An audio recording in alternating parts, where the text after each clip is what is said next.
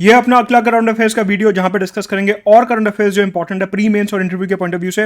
Unacademy का ultra combat होने वाला है 22 तारीख को सुबह 11 बजे। सैटरडे को होने वाला है, 1 घंटे का क्विज होगा, 50 क्वेश्चन होंगे, उसको जरूर अटेम्प्ट करिए। लिंक है डिस्क्रिप्शन में। नए बैचेस शुरू हो रहे हैं 20 अक्टूबर से, इंग्लिश, हिंदी और बायलिंगुअल में, by top educators of Unacademy. Do subscribe for these batches using the referral code मुतुत गुप्ता, लिंक डिस्क्रिप्शन में। आज का अपना पहला मुद्दा है Interpol and red corner notice. Interpol जो कि एक सिक्योरिटी बॉडी है लियोन फ्रांस में, उसका जनरल असेंबली सेशन जो है वो दिल्ली में हो रहा है। प्रधानमंत्री ने यहां पे अपना अभिभाषण दिया और उन्होंने बोला कि अगर हम ग्लोबल सिक्योरिटी को प्रमोट करना चाहते हैं तो इंटरपोल में हमारे को रिफॉर्म्स की जरूरत है। आप ये समझिए कि अगर हम ग्लोबल सिक्योरिटी की बात करते हैं तो सबसे पहले हमारे दिमाग में एक बात आती है कि हमारे को यूनाइटेड नेशन सिक्योरिटी काउंसिल को रिफॉर्म करना है, राइट।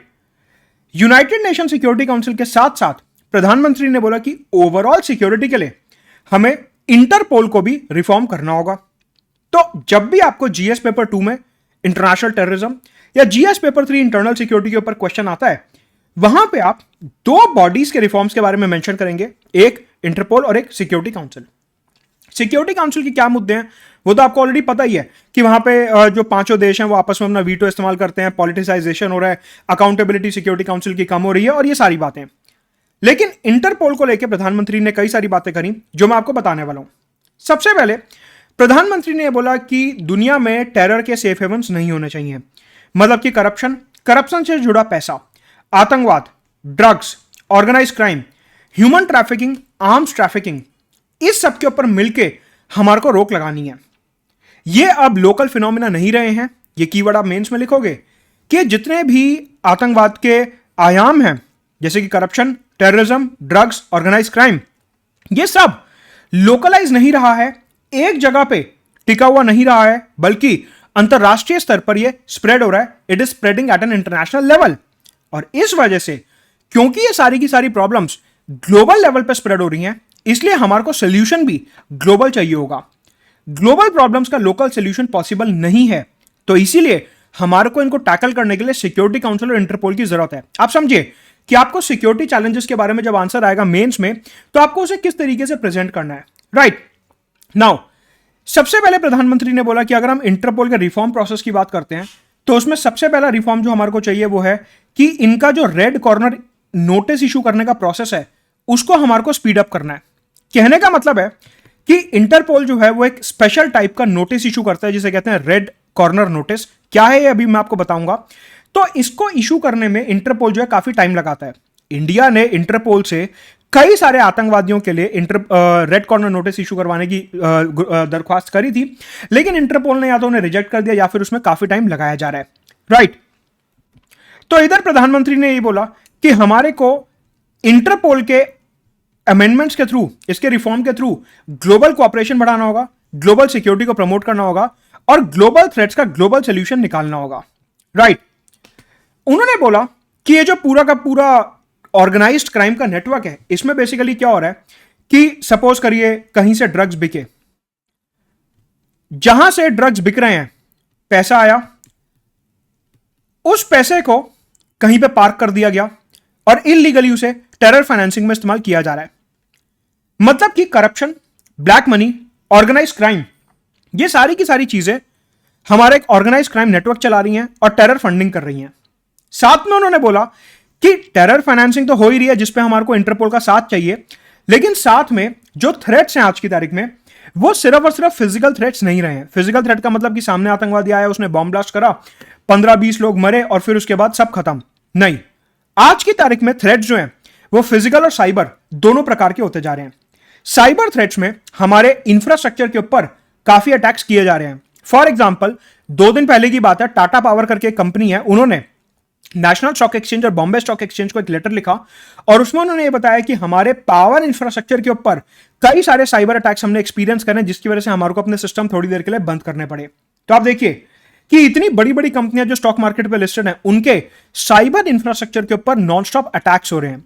तो प्रधानमंत्री ने बोला कि ये जो टेररिज्म है ये over the period of time evolve हो रहा है और इसलिए हमारे को अपनी स्ट्रैटेजी भी इवॉल्व करनी होगी और उसके एवोल्यूशन के लिए हमारे को इंटरपोल और सिक्योरिटी काउंसिल जैसी बॉडीज का रिफॉर्म काफी ज्यादा जरूरी है।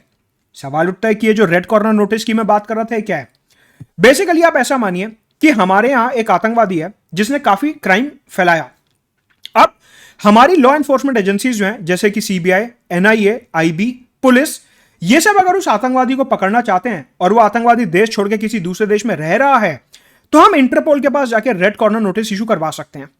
रेड कॉर्नर नोटिस का मतलब होता है कि अगर इंटरपोल किसी आदमी के खिलाफ रेड कॉर्नर नोटिस इशू कर रहा है तो वो एक तरीके से उस देश की पुलिस को अलर्ट कर रहा है कि आपके यहां ये आतंकवादी घूम रहा है और आप इसको पकड़िए।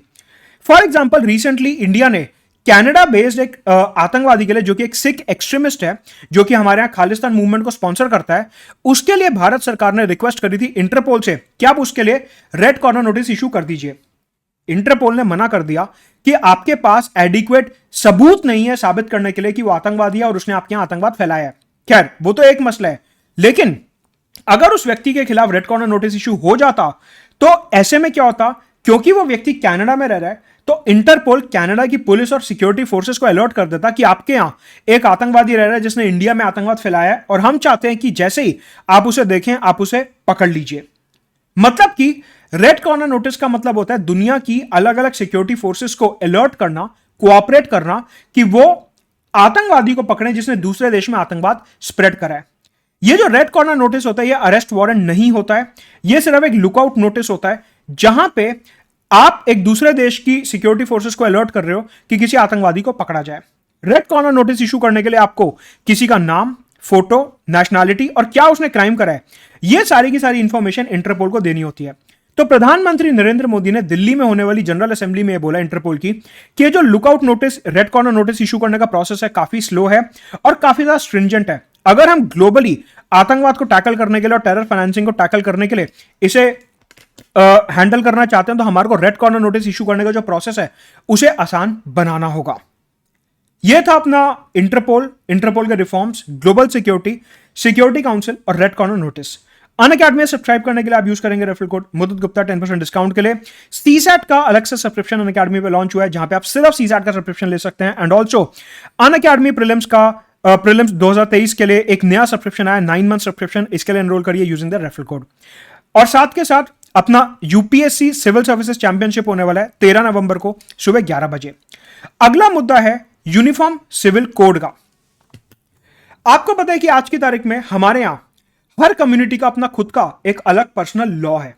पर्सनल लॉ का मतलब यह है कि अगर मुस्लिम कम्युनिटी में किसी को डाइवोर्स चाहिए, शादी करनी है, सक्सेशन, इनहेरिटेंस, प्रॉपर्टी का ट्रांसफर, तो वो मुस्लिम पर्सनल लॉ के हिसाब से होता है। सिमिलरली अगर हिंदुइज्म में, क्रिश्चियनिटी में, बुद्धिज्म, सिखिज्म, जैनिज्म में हमारे को यह सब करना है कि शादी कैसे होगी, अगर डाइवोर्स हो रहा है तो वो क्या सेपरेशन का प्रोसेस होगा, प्रॉपर्टी कैसे ट्रांसफर होगी एक जनरेशन से दूसरी जनरेशन में, इनहेरिटेंस, ये सारी चीजें जो हैं हर रिलीजन के अपने अलग पर्सनल लॉ से डील की जाती हैं। हिंदूज का अलग पर्सनल लॉ है, क्रिश्चियंस और मुस्लिम्स का अलग पर्सनल लॉ है। इस तरीके से article 44 of the Indian constitution, जो कि directive principles of the state policy में आता है, वो भारत सरकार को एक नीति निर्देश देता है। वो कहता है कि over the period of time, आजादी के बाद, ये जो अलग अलग रिलीजन के पर्सनल लॉज हैं आप इनको धीरे धीरे खत्म करिए और पूरे देश के लिए एक सिंगल कानून लेके आएंगे जिसको नाम दिया जाएगा यूनिफॉर्म सिविल कोड। एक सिंगल कानून हर रिलीजियस कम्युनिटी के लिए जो डील करेगा शादी, succession, inheritance, separation, property transfer, इन सारे मसलों से। आज की तारीख में हर कम्युनिटी का कानून अलग है। तो मतलब अगर एक मुस्लिम महिला तलाक चाहती हैं तो उनका प्रोसेस अलग होगा, एक हिंदू और सिख महिला अगर तलाक चाहती हैं अपने हस्बैंड से तो उनका प्रोसेस अलग होगा। अगर एक क्रिश्चियन बच्चा अपने माता पिता से प्रॉपर्टी ट्रांसफर करवाना चाहता है उसका कानून अलग होगा। अगर एक जैन बच्चा अपने माता पिता से प्रॉपर्टी ट्रांसफर करवाना चाहता है तो उसका कानून अलग होगा। मतलब कि हर रिलीजियस कम्युनिटी का जो पर्सनल लॉ है वो अलग है। लेकिन कॉन्स्टिट्यूशन हमारे को कहता है कि हमारे को अपने संविधान के आर्टिकल 44 के अंडर एक सिंगल कानून लाना होगा जिसे कहते हैं यूनिफॉर्म सिविल कोड। ये जो पर्सनल लॉ का मुद्दा होता है ये कॉन्करेंट लिस्ट का हिस्सा होता है। कॉन्करेंट लिस्ट जो कि 7वीं अनुसूची 7 शेड्यूल में दिया हुआ है, इसका मतलब यह है कि राज्य और केंद्र दोनों ही इसके ऊपर कानून पारित कर सकते हैं। आज की तारीख में गोवा में uniform civil code already applicable है, बाकी शहरों में, बाकी प्रदेशों में एप्लीकेबल नहीं है। तो भारत सरकार अभी इस बात पर चर्चा कर रही है कि क्या हमारे को यूनिफॉर्म सिविल कोड लाना चाहिए। सुप्रीम कोर्ट में इस मसले के ऊपर बात हो रही थी और भारत सरकार ने यूनिफॉर्म सिविल कोड के फेवर में काफी सारी बातें बोली। तो देखिए, मुख्य परीक्षा के पॉइंट ऑफ व्यू से अगर यहां पे बात करते हैं तो आपको पता है कि हमें वहां पे बैलेंस आंसर लिखना है, पॉजिटिव भी और नेगेटिव भी। इस पर्टिकुलर स्लाइड में मैं आपको यूनिफॉर्म सिविल कोड के पॉजिटिव बातें बताने वाला हूं कि क्यों यूनिफॉर्म सिविल कोड होना चाहिए, यूनिफॉर्म सिविल कोड क्यों होना चाहिए, यह सारी बातें मैं यहां पे आपको बताने वाला हूं। राइट नाउ, सेंटर ने बोला कि ये जो अलग अलग कम्युनिटीज के अलग अलग लॉज हैं, ये एक्चुअल में हमारे देश की यूनिटी के खिलाफ जाते हैं। They go against the unity of the country. Basically ये जो है आर्टिकल 14 के अगेंस्ट भी जाता है कि हमारे यहां सपोज करिए अगर एक कपल को डाइवोर्स चाहिए तो रिलीजन के बेसिस पे उनके साथ डिस्क्रिमिनेशन हो रहा है और अलग अलग रिलीजन में डाइवोर्स की अलग अलग प्रक्रिया है, which is not a good thing, क्योंकि हमारे को एक यूनाइटेड सोसाइटी क्रिएट करनी है। ऐसे में ये जो अलग अलग धर्मों के अलग अलग पर्सनल लॉज हैं, ये यहां पे प्रॉब्लम क्रिएट करते हैं और ये यूनिटी के खिलाफ है। ऑल्सो ये जो पर्सनल लॉज होते हैं, divorce, succession, inheritance, transfer of property, ये सारी बातें हमारे यहां सोशल रिलेशंस को डिफाइन करते हैं कि हमारे यहां फैमिली सिस्टम किस तरीके से होगा, हमारे यहां सोसाइटी एक दूसरे से किस तरीके से इंटरैक्ट करेगी। इन चीजों को गवर्न करते हैं पर्सनल लॉज। ऐसे में अगर हर कम्युनिटी का अपना अलग पर्सनल लॉ होगा तो हमारी काफी हेट्रोजीनियस सोसाइटी होगी और सोशल रिलीजन्स जो हैं, सोशल रिलेशंस जो हैं, वो काफी डिफरेंट डिफरेंट तरीके से बनेंगे। मतलब कि जो हमारा एक एजेंडा है इंटीग्रेशन ऑफ इंडिया का, कि हमारा भारत जो है वो इंटीग्रेटेड रहे, उसमें प्रॉब्लम आएगी because of different personal loss. साथ में अभी हमने क्या समझा कि धर्म के आधार पर हर कम्युनिटी के अलग पर्सनल लॉज हैं। प्रियम्बल जो है हमारे कॉन्स्टिट्यूशन का, वो कहता है कि हमें एक सेक्युलर डेमोक्रेटिक रिपब्लिक भारत बनाना है। अगर हर धर्म के अलग पर्सनल लॉज होंगे तो हम एक सेक्युलर भारत नहीं बना पाएंगे, ऐसा केंद्र ने सुप्रीम कोर्ट को बोला। अगर आप एक सेक्युलर भारत बनाना चाहते हो, अगर आप चाहते हो कि सबके सोशल रिलीजन्स एमिकेबल हो, तो आपको रिलीजन को और सोशल रिलेशंस को अलग रखना होगा, डाइवोर्स, सक्सेशन, इनहेरिटेंस, इन सबको अलग रखना होगा और धर्म को अलग रखना होगा। तो सोसाइटी की यूनिटी के लिए, सेक्युलर नेचर मेंटेन करने के लिए, डेमोक्रेसी के लिए हमारे को धर्म और पर्सनल लॉस को अलग करना होगा और इसीलिए यूनिफॉर्म सिविल कोड की हमारे को सख्त जरूरत है। साथ के साथ हमारे प्रियम्बल में एक वर्ड और मेंशन्ड है, unity and integrity of the nation. उस स्पिरिट में भी अगर हम एक अखंड भारत बनाना चाहते हैं तो हम ये चाहेंगे कि हमारे यहां चाहे कोई सी भी रिलीजियस कम्युनिटी हो, उन लोगों को बराबर का न्याय, बराबर का हिस्सा प्रॉपर्टी में, बराबर का जस्टिस, बराबर का एक जो लीगल रिकॉर्स है वो मिल रहा है। इस बराबरी के लिए अक्रॉस रिलीजन्स हम यूनिफॉर्म सिविल कोड को प्रपोज करते हैं, ऐसा केंद्र की सरकार ने सुप्रीम कोर्ट को बोला। तो ये सारे के सारे पॉइंट्स हैं सिविल कोड के जो आप पॉजिटिव्स में मेंशन कर सकते हैं निबंध में और अपनी मुख्य परीक्षा में। आज का अगला मुद्दा है कि जम्मू कश्मीर में माइग्रेंट वर्कर्स और कश्मीरी पंडित्स के ऊपर पिछले एक साल में अटैक्स काफी ज्यादा इंक्रीज हुए हैं। रिसेंटली उत्तर प्रदेश में कन्नौज से कई सारे लोग जम्मू कश्मीर में एप्पल हार्वेस्टिंग के लिए गए थे। ये वाला जो सीजन होता है अक्टूबर नवंबर का, ये एप्पल हार्वेस्ट का सीजन होता है। आपको पता है कि जम्मू कश्मीर काफी फेमस है अपने फ्रूट्स के लिए, तो वहां पे फ्रूट हार्वेस्टिंग सीजन होता है जब लेबर की काफी शॉर्टेज होती है। ऐसे में हरियाणा उत्तर प्रदेश के जो डेली वेज अर्नर्स होते हैं वो जम्मू कश्मीर चले आते हैं और वहां पे फ्रूट हार्वेस्टिंग में मदद करते हैं, स्पेशली एप्पल ऑर्किड्स में। ऐसे में ये जो माइग्रेंट वर्कर्स होते हैं जो उत्तर प्रदेश, बिहार और इन सब जगहों से कश्मीर जाके फ्रूट हार्वेस्ट में मदद करते हैं, पिछले कुछ वर्षों में उनके ऊपर ग्रोइंग अटैक हमारे को देखने को मिलता है। यहां पे सिक्योरिटी फोर्सेस का ये बोलना है कि जम्मू कश्मीर में जो मिलिटेंट्स हैं, जो आतंकवादी हैं, जो पाकिस्तान द्वारा स्पॉन्सर्ड आतंकवादी हैं, वो माइनॉरिटीज और माइग्रेंट्स के ऊपर यहां पे दोबारा से अटैक कर रहे हैं। मतलब कि जो रिलीजियस माइनॉरिटीज हैं, आपको पता है जम्मू कश्मीर में इस्लाम जो है वो मेजॉरिटी रिलीजन है, तो वहां पे जो माइनॉरिटी रिलीजन्स हैं इंक्लूडिंग सिखिज्म, हिंदुइज्म, और जो माइग्रेंट्स हैं मतलब कि बाहर से आए हुए लोग उनमें एक डर क्रिएट करने के लिए और उनको जम्मू कश्मीर से बाहर निकालने के लिए उनके ऊपर टारगेटेड किलिंग्स की जा रही हैं, उनके ऊपर टारगेटेड अटैक्स किए जा रहे हैं। जीएस पेपर 3 इंटरनल सिक्योरिटी के पॉइंट ऑफ व्यू से ये मुद्दा आप ध्यान रखेंगे कि जम्मू कश्मीर में इवन तो हमने आर्टिकल 370 हटाया जम्मू कश्मीर के इंटीग्रेशन के लिए, उसे यूनियन टेरिटरी बनाया और उसको पूरे इंडिया के साथ मर्ज किया गया, उनका जो सेपरेट कॉन्स्टिट्यूशन था वो हटा दिया गया और अब वहां पे लोगों को फंडामेंटल राइट्स पूरे तरीके से मिलने लगे हैं। ये सारी बातें तो ठीक है, लेकिन आज भी अगर आप वहां पे चैलेंजेस देखो तो सबसे बड़ा चैलेंज ये है कि जो दूसरे राज्यों से लोग जम्मू कश्मीर में जा रहे हैं वो अभी भी सेफ महसूस नहीं कर रहे हैं, मतलब कि वो जम्मू कश्मीर के साथ इंटीग्रेटेड महसूस नहीं कर रहे हैं और वहां पे कम्युनल टेंशंस को बढ़ाने की पाकिस्तान की कोशिश अभी भी जारी है मिलिटेंट्स के माध्यम से। मतलब कि कश्मीर में प्रोस्पेरिटी कब आएगी? जब बाहर के बिजनेसमैन और बाहर के लोग वहां पे जाके अपना बिजनेस सेटअप करेंगे। लेकिन अगर बाहर के माइग्रेंट्स को वहां पे वेलकम नहीं किया जाएगा या फिर वहां पे कम्युनल टेंशंस क्रिएट करे जाएंगे बाय टारगेटिंग माइनॉरिटीज, तो वहां पे प्रोस्पेरिटी आना काफी मुश्किल है और जम्मू कश्मीर का यूथ एलियनेटेड रहेगा। ऐसे में जम्मू कश्मीर के यूथ के ऊपर ये जो टारगेटेड अटैक्स हो रहे हैं ये काफी ज्यादा अनफॉर्चुनेट है।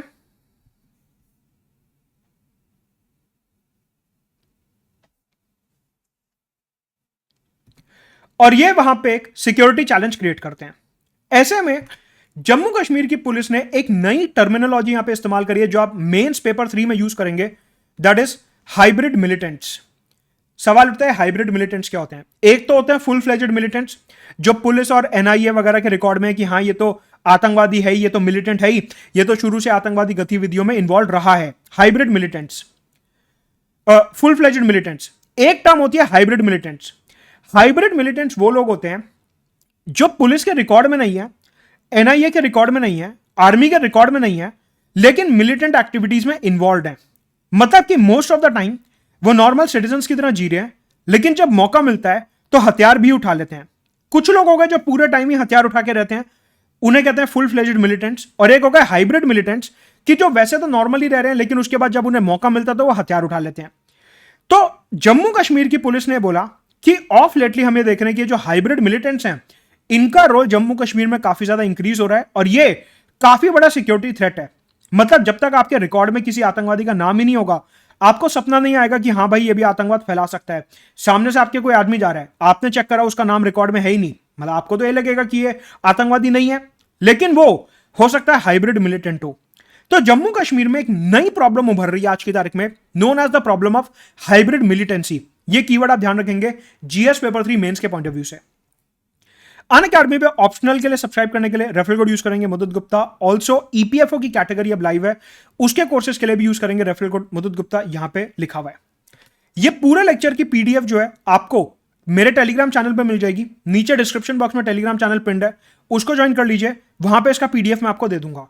अगला है, दिल्ली में पॉल्यूशन को कंट्रोल करने के लिए दिल्ली की सरकार एंटी स्मॉग गन्स लेके आ रही है। एनवायरमेंट पेपर 3 और प्रीलिम्स के पॉइंट ऑफ व्यू से एंटी स्मॉग गन्स काफी इंपॉर्टेंट है। इसके क्या फीचर्स हैं और ये क्यों कुछ साइंटिस्ट के दिमाग में नहीं जा रहा है, कुछ साइंटिस्ट कह रहे हैं कि ये खराब चीज है, दोनों साइड्स देखेंगे इस पर्टिकुलर लेक्चर में। सवाल उठता है एंटी स्मॉग गन होती क्या है? ये आप यहां पे साइड में पिक्चर देख रहे होंगे कि एक ये ट्रक बना हुआ है और ट्रक के ऊपर हमने गन लगा रखी है। यहां पे आप देख रहे होंगे एक पानी की टंकी भी लगी हुई है। ये जो एंटी स्मॉग गन होती है क्या करती है, इस पानी की टंकी में से पानी लेगी और आप ये देख रहे होंगे यहां पे एक तरीके से वाटर गन है, ये पानी चला रही है। यहां पे आप देख रहे होंगे पानी चला रही है, इसे कहते हैं एंटी स्मॉग गन। अच्छा, मतलब एक ऐसी गन जिसको ट्रक के ऊपर रखा, पानी की टंकी से जोड़ा, पानी निकलेगा और पानी जो है डस्ट को नीचे बैठा देगा। मतलब कि ये जो पानी निकला, आसपास जितने भी डस्ट पार्टिकल्स हैं उन्हें नीचे बैठा देगा। जब पानी नीचे गिरेगा, जब पानी नीचे आएगा तो अपने साथ वो इस डस्ट को नीचे जमीन पे लेके आएगा। हां सर, बिल्कुल सही बात है। तो मतलब कि ये जो एंटी स्मॉग गन होती है इसका पर्पस है कि पानी की टंकी से पानी निकालो, पानी को स्प्रे करो, साथ में जो डस्ट पार्टिकल्स हैं उनको नीचे जमीन पर बैठा दो, जिससे कि हवा में जो पार्टिकुलेट मैटर है वो कम हो जाए, हवा में जो पॉल्यूटेंट्स हैं, हवा में जो एरोसोल्स हैं वो कम हो जाए। ये पर्पस होता है एंटी स्मॉग गन का। ठीक है, तो हम ये पर्पस तो समझ गए। साथ में सेंट्रल पॉल्यूशन कंट्रोल बोर्ड ने ये बोला है कि ये जो एंटी स्मॉग गन है ये एक ऐसे ट्रक के ऊपर रखे जाएंगे जो या तो सीएनजी से चलेगा या BS6 फ्यूल से चलेगा। आपको पता है कि सीएनजी जो है वो एक क्लीन फ्यूल है और उसमें काफी ज्यादा कार्बन एमिशंस नहीं होते हैं। ऑल्सो BS6 अपना लेटेस्ट टाइप का पेट्रोल और डीजल है, इसमें भी ज्यादा कार्बन और सल्फर एमिशंस नहीं होते हैं। मतलब कि ये जो एंटी स्मोक गन है ये डस्ट पार्टिकल्स को सेटल करने में तो मदद करेगी, साथ में जिस व्हीकल के ऊपर इसे लॉन्च किया गया है वो भी ज्यादा कार्बन एमिशन नहीं करेगा। साइंटिस्ट का ऐसा मानना है कि सर्दी का जो सीजन होता है वो काफी ज्यादा ड्राई सीजन होता है, मतलब कि उस टाइम पे हवा में ह्यूमिडिटी काफी कम होती है। अगर ह्यूमिडिटी कम हो, हवा में मॉइस्चर कम हो, तो डस्ट पार्टिकल्स जो हैं वो सस्पेंडेड रहते हैं। बेसिकली क्या होता है, अगर हवा में ह्यूमिडिटी अच्छी खासी हो, हवा में अगर डस्ट पार्टिकल्स वगैरह हो और साथ में मॉइस्चर हो, तो मॉइस्चर जो है डस्ट पार्टिकल्स को नीचे बैठाने की कोशिश करता है। मॉनसून आ रहा है, बारिश आ रही है, ह्यूमिडिटी है हवा में, तो जो पानी के ड्रॉपलेट्स होते हैं वो डस्ट को नीचे बैठाने की कोशिश करते हैं। लेकिन सर्दी में क्या होता है, हवा जो होती है ड्राई होती है, उसमें मॉइस्चर कम होता है। ऑब्वियस सी बात है, सर्दी का महीना है तो पानी का इवेपोरेशन तो ज्यादा होगा नहीं। जो लेक्स हैं, पॉन्ड्स हैं, रिवर्स हैं, वहां से पानी ज्यादा इवेपोरेट करेगा नहीं। पानी इवेपोरेट नहीं करेगा तो हवा में नमी कम होगी, मॉइस्चर कम होगा, ह्यूमिडिटी कम होगी। ह्यूमिडिटी कम होगी तो हवा ड्राई होगी तो डस्ट पार्टिकल्स हवा में घूमते रहेंगे, क्योंकि उनको बिठाने के लिए हवा में पानी है ही नहीं। तो इस वजह से सर्दियों में जो पोल्यूटेंट्स होते हैं वो हवा में ज्यादा घूमते हैं। इस पर्टिकुलर चीज को रोकने के लिए ये एंटी स्मोक गन लाए गए कि आप हवा में पानी स्प्रे करो तो जो हवा में डस्ट पार्टिकल्स हैं वो पानी के साथ कंबाइन करके नीचे जमीन पर बैठ जाएंगे, जैसा कि आप इधर देख रहे हैं। राइट, चाइना में एक बड़े लेवल पे ऐसी चीज करी गई थी जिसे कहते हैं आर्टिफिशियल रेन। हम क्या कर रहे हैं, हम तो गन में से ऐसे पानी निकाल रहे हैं। चाइना ने अपने जेट को यूज करके, अपने एरोप्लेन्स वगैरह को यूज करके केमिकल्स को स्प्रे करा अपने आसमान में, वहां पे आर्टिफिशियल क्लाउड्स क्रिएट करे और आर्टिफिशियल क्लाउड से आर्टिफिशियल रेन क्रिएट करी गई। तो देखिए, मतलब कि चाहे चाइना की आर्टिफिशियल रेन हो या हिंदुस्तान की एंटी स्मोक गन हो, दोनों में ही एक कॉमन फीचर है कि पानी का इस्तेमाल किया जा रहा है डस्ट पार्टिकल्स और पार्टिकुलेट मैटर को जमीन पर बिठाने के लिए, क्योंकि हवा ड्राई हो रही है। हवा ड्राई हो रही है तो डस्ट घूमेगी। इसे कहते हैं वेट स्कैवेंजिंग। ये काफी इंपॉर्टेंट कीवर्ड है जो प्रीलिम्स और मेंस में आएगा। वेट स्कैवेंजिंग, पानी का इस्तेमाल करना एरोसोल्स को जमीन पे बिठाने के लिए, वेट स्कैवेंजिंग। राइट, तो हमने समझ लिया। सवाल उठता है कि इस गन के नेगेटिव एस्पेक्ट्स क्या हैं। पॉजिटिव एस्पेक्ट्स तो हमने देख लिए, अब आते हैं नेगेटिव एस्पेक्ट्स पे। सबसे पहले, इतने बड़े बड़े शहर हैं, दिल्ली, मुंबई, कलकत्ता जैसे बहुत बड़े बड़े मेट्रो टाउन्स हैं। ये गन जो है तो छोटी छोटी गन्स हैं। आप ऐसी कितनी गन लगाओगे, 100 लगा लोगे, 200 लगा लोगे, 300 लगा लोगे, लेकिन इससे पोल्यूशन की प्रॉब्लम का कोई परमानेंट सोल्यूशन थोड़ी ना निकल रहा है। तो मतलब कि ये जो गन है ये काफी टेम्परेरी सोल्यूशन है और काफी लोकलाइज्ड सोल्यूशन है। छोटे एरिया में इस्तेमाल कर लो चलेगा, कोई बड़ी सी कंस्ट्रक्शन साइट है जहां पे सीमेंट और ये बदरपुर, रेते वगैरह के पार्टिकल्स हवा में उड़ रहे हैं, तो वहां पे अगर डस्ट को सेटल करना है तो इसको यूज कर लो।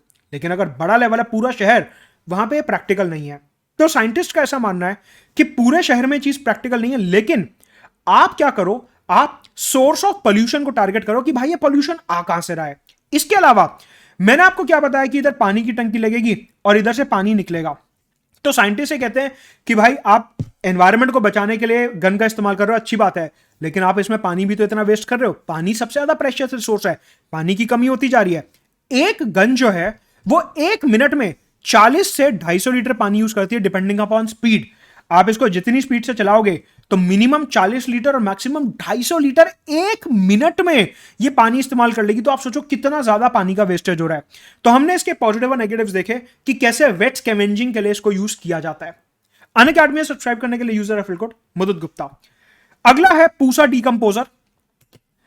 आपने देखा होगा कि जो चावल का खेत होता है उसमें जब चावल की हार्वेस्टिंग हो जाती है तो किसान क्या करता है, जो चावल का बचा हुआ पैडी स्ट्रॉ होता है, जो बचा हुआ चावल का वो रेजिड्यू होता है, उसको जला देता है। कहता है भाई ये अभी मेरे को अगले सीजन के लिए खेती बाड़ी करनी है तो मेरे को अपना खेत पूरा साफ करना होगा। तो वो क्या करता है, इस पूरे खेत में जितना भी पैडी स्ट्रॉ है उसको जला देता है। आपने देखा होगा पंजाब, हरियाणा और उत्तर प्रदेश में सबसे बड़ी प्रॉब्लम सर्दियों में यही आती है कि जो चावल का किसान है वो सारा का सारा स्ट्रॉ जला देता है। उस प्रॉब्लम को सॉल्व करने के लिए भारत सरकार एक नया केमिकल लेके आई है जिसको कहते हैं पूसा बायोडीकंपोजर। ये बेसिकली एक कैप्सूल होता है जिसको आप पानी में मिलाओ और उस सॉल्यूशन को पूरे खेत में छिड़क दो, पूरे खेत में स्प्रे कर दो। ये जो है चावल का जो बचा हुआ स्ट्रॉ है, चावल का जो बचा हुआ रेजिड्यू है, उसको मेन्योर में, खाद में कन्वर्ट कर देगा 15 से 20 दिन के अंदर। तो ये एक केमिकल तरीका है, बायोकेमिकल तरीका है खाद क्रिएट करने का, स्ट्रॉ को कन्वर्ट करने का, जिससे कि किसानों को उसे जलाना ना पड़े और पोल्यूशन कम हो। इसके अंदर हम फंगाई यूज करते हैं। जो फंगाई होता है उसके स्ट्रेन यूज करते हैं, मतलब कि फंगाई माइक्रो ऑर्गेनिज्म से बनता है और फिर फंगाई जो है वो डीकंपोज कर देता है पूरे के पूरे स्ट्रॉ को। इसमें 15 से 20 दिन लगते हैं और ये काफी सस्ता भी है। 30 रुपए प्रति एकड़ सिर्फ किसान को खर्च करने पड़ेंगे अपना पूरा खेत साफ करने के लिए, और 15 दिन वेट करना पड़ेगा। तो पोल्यूशन को रोकने के लिए अगर आपसे जीएस पेपर 3 में स्टेप्स पूछता है तो पटाखों के ऊपर बैन तो एक स्टेप हो ही गया, उसके अलावा ये स्मोक गन हमने देख लिया, एंटी स्मोक गन, और ये पूरा बायो डिकंपोजर हमने देख लिया, राइट। अगला है गवर्नर और चीफ मिनिस्टर का conflict, governor and chief minister का कंफ्लिक्ट। केरला में आजकल गवर्नर और स्टेट काउंसिल ऑफ मिनिस्टर के बीच में एक कंफ्लिक्ट चालू है। उनकी क्या कहा सुनी हुई पॉलिटिक्स क्या चल रही है वो अपने काम का नहीं है, हमारे को तो सिर्फ कॉन्स्टिट्यूशनल प्रोविजन समझना है, राइट। तो यहां पे पूरा मुद्दा क्या हुआ, लॉन्ग स्टोरी कट शॉर्ट, जो आपके काम की बात है मैं आपको सिर्फ वही बताऊंगा। केरला के एजुकेशन मिनिस्टर ने कुछ बयानबाजी करी। गवर्नर ने यह बोला कि भाई सुनो, अगर तुम मेरे ऑफिस के खिलाफ ज्यादा बोलोगे, मैं हूं गवर्नर, स्टेट का एग्जीक्यूटिव हेड हूं, मैं जब चाहे अपना प्लेजर तुमसे विड्रॉ कर लूंगा और तुम्हें अपना मंत्री पद छोड़ना पड़ेगा। कॉन्स्टिट्यूशन के हिसाब से सेंट्रल लेवल पे जो मंत्री हैं, जैसे कि प्रधानमंत्री नरेंद्र मोदी, गृह मंत्री अमित शाह, हमारा संविधान ये कहता है कि जो मंत्री होते हैं वो राष्ट्रपति के प्लेजर तक ऑफिस होल्ड करते हैं, और राज्य के लेवल पे जो मुख्यमंत्री होते हैं वो और बाकी मंत्री होते हैं वो गवर्नर के प्लेजर तक ऑफिस होल्ड करते हैं। तो केरला के गवर्नर ने बोला कि मैं जब चाहे अपना प्लेजर विड्रॉ करके तुम्हारे को मंत्री पद से हटा दूंगा, मेरे ऑफिस के बारे में बोलने की जरूरत नहीं है। तो इसमें वहां के मुख्यमंत्री बीच में कूद पड़े। उन्होंने बोला कि गवर्नर की जो पोजीशन होती है वो एक रबर स्टैंप की पोजीशन होती है।